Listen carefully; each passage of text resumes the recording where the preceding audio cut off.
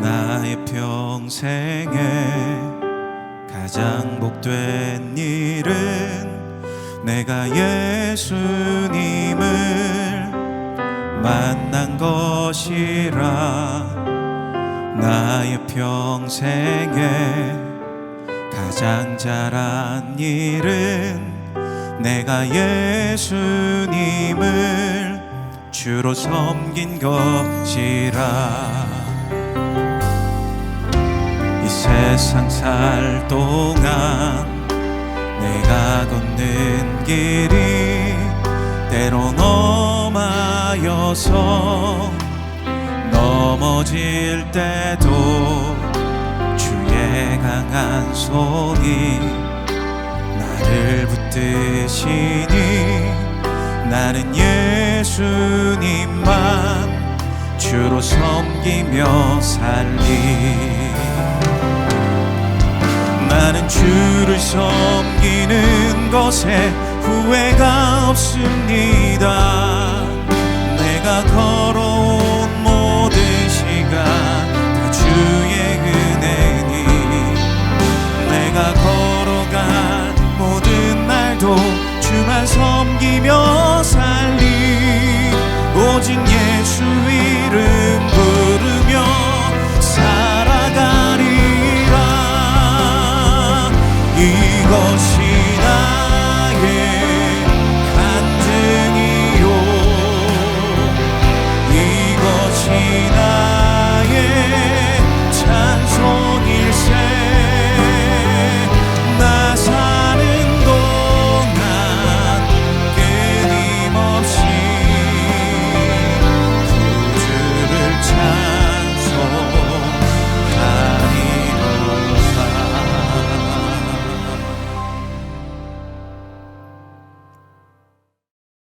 제16장.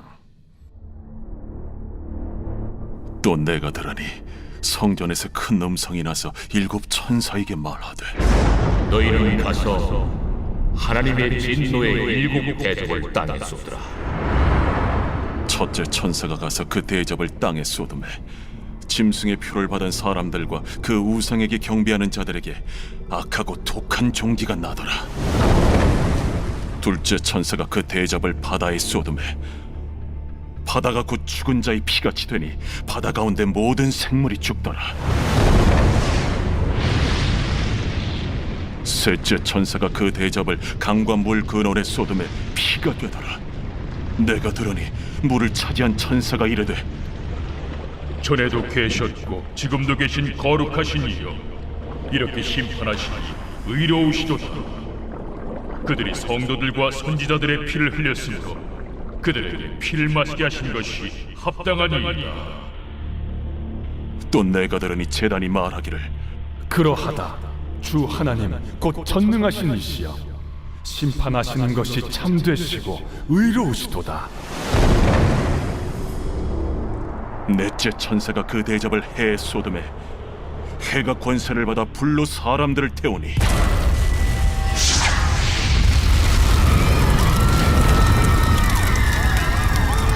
사람들이 크게 태움에 태워진지라.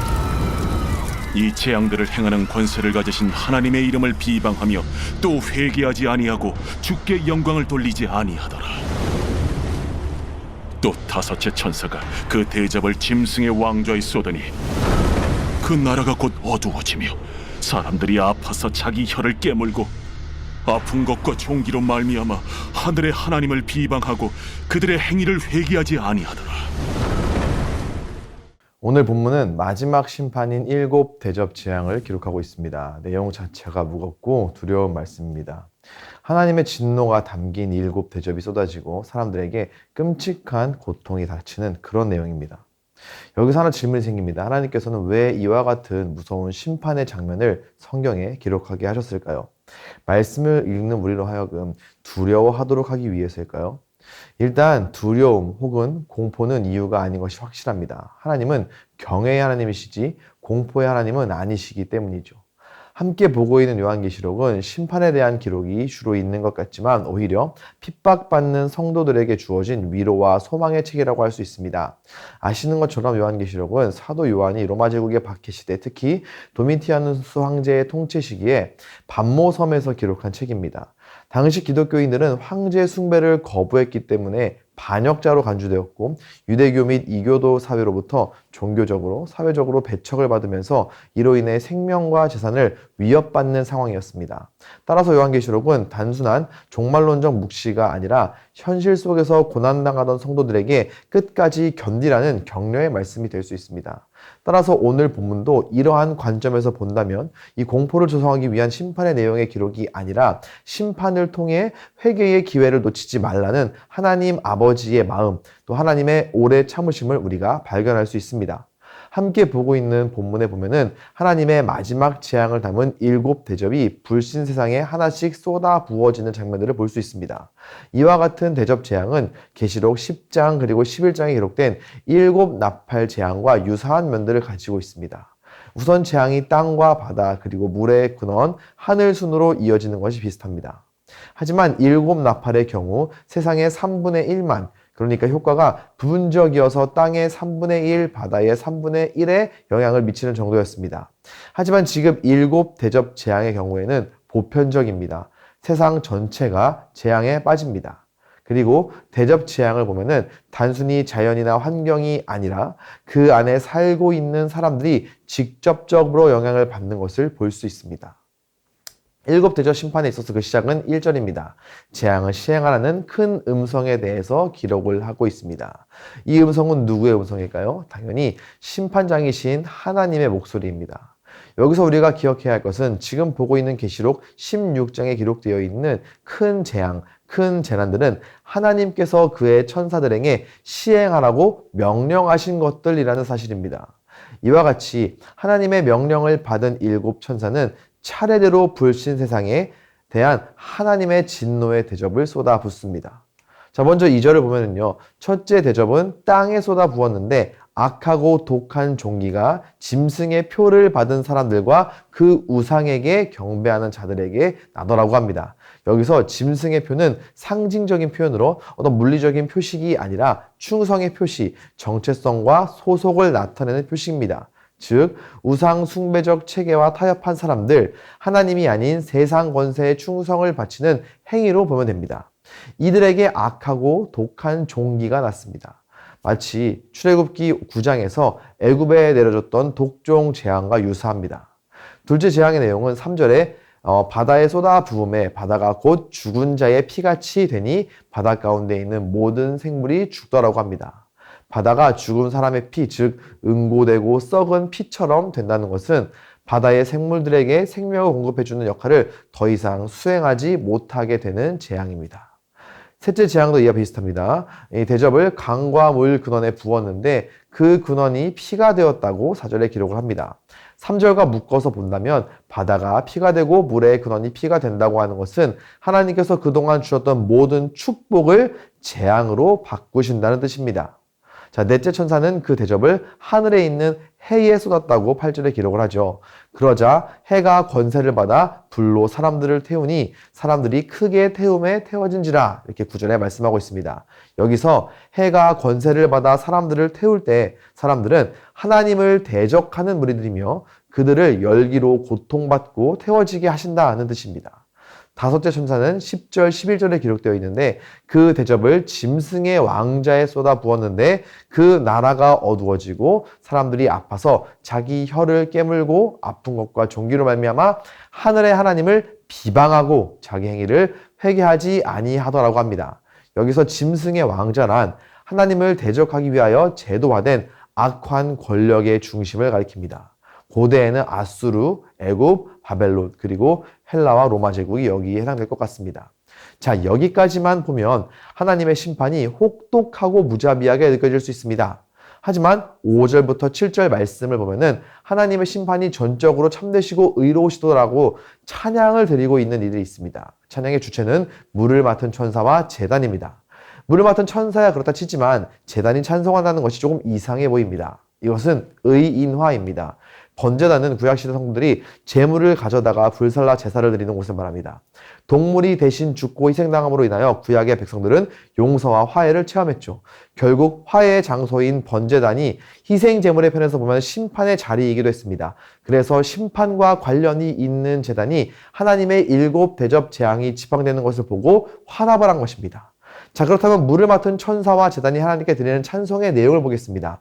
5절부터 7절 말씀인데요. 하나님의 심판 행위는 복수심에 불타서 무분별하고 변덕스럽게 시행되는 것이 아니고 공정하고 의로우신 하나님의 성품의 표현이라고 하는 점을 찬송하고 있습니다.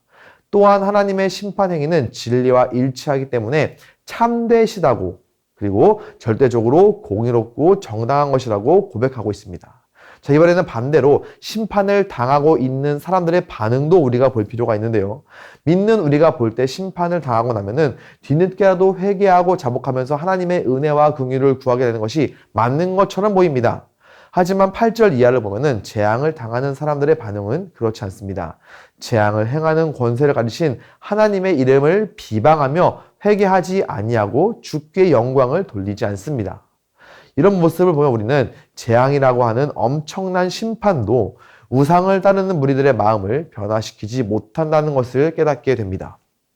그래서 이와 동시에 우상이 아닌 하나님의 말씀을 통해 하나님을 따르고 그렇게 하나님을 예배하고 있는 우리가 가장 복이 있는 사람들이라는 것을 감사와 함께 동시에 우리 역시나 연약한 본성의 죄인들이기 때문에 언제든 하나님께로부터 돌아설 수 있다는 경각심을 가질 수 있습니다. 오늘 말씀을 보면 우리가 기억해야 할 것은 먼저 이 모든 심판은 일단 하나님을 대적하는 불신자들에 대한 것이라는 점입니다. 하나님께서는 신자들이 이러한 심판에 동참하게 될 것이라고 말씀하지 않으셨습니다. 오히려 하나님을 대적하고 하나님의 백성들을 괴롭히는 세상에 대하여 참되고 공의로운 심판을 내리신다고 말씀하시고 있습니다. 우리는 심판장이 하나님이신 것을 기억할 때 이런 본문을, 이런 말씀을 읽으면서 불필요한 공포에 빠지지 않을 수 있습니다. 또한 하나님의 심판이 이렇게도 두려운 것이기에 우리는 타산지석을 삼아야 합니다. 사람에게 가장 어려운 것이 하나님 앞에서 겸손한 것이라고 생각합니다. 이것이 어렵기 때문에 말씀의 재앙을 통해 고통 중에 망해가면서도 끝까지 하나님을 거부하고 저주하는 것이죠. 끝까지 하나님과 같아지려고 대항하다가 이 세상에서도 저주를 받고 영원한 저주를 받고 또 받는 것입니다. 말씀의 천사들은 이것이 합당하다고 찬송하고 있습니다. 말씀을 타산지석 삼아 하나님 앞에 겸손한 우리가 되어야 할 줄로 믿습니다. 하나님 앞에 겸손하고 선한 양심을 가짐으로 이 땅에서도 성령 충만하고 영원한 하나님의 영광 가운데에 있는 우리가 되기를 축원합니다. 하나님 앞에 늘 겸손한 성도로 살아가는 우리가 될 수 있기를 소망합니다. 이 시간 함께 기도하시겠습니다. 먼저 기도하실 때 하나님 앞에서 늘 겸손한 성도로 살아가도록 주님 도와주시옵소서. 아멘. 둘째로 하늘을 바라보며 살지만 이 땅에서도 성령 충만하며 하나님의 영광 가운데에 살아가게 하소서. 아멘. 마지막으로 심판의 말씀을 보며 나와는 상관없다 생각하는 것이 아니라 더 많은 이들이 복음을 듣고 돌아오도록 쓰임받는 인생이 되게 하소서. 아멘. 이어서 미래준비팀 여름캠프와 금요비전 기도회 농촌 선교를 위해서 함께 기도하시겠습니다. 먼저 기도하실 때 7월 25일부터 27일까지 있을 유년부 여름캠프를 통해 고난 속에서도 우리를 부르시고 치료하시며 승리하게 하시는 하나님의 성품과 사역을 알아가고 그분과의 관계를 회복하는 귀한 여름캠프가 되게 하소서. 아멘. 두 번째로 이번 금요비전 기도회에서 말씀을 전하시는 김만곤 목사님에게 성령의 충만함을 주시고 말씀을 통해 위로와 도전과 은혜의 시간이 되게 하소서. 온 교회의 성도가 기도회를 통해 기도의 문이 열리고 기도의 능력을 경험하게 하소서. 아멘. 마지막으로 농촌 선교를 통해 모든 지역에서 복음을 통해 많은 결실이 맺히고 선포된 말씀을 통해 하나님께 영광 돌리는 간증들이 넘쳐나게 하소서. 아멘. 함께 기도하시겠습니다.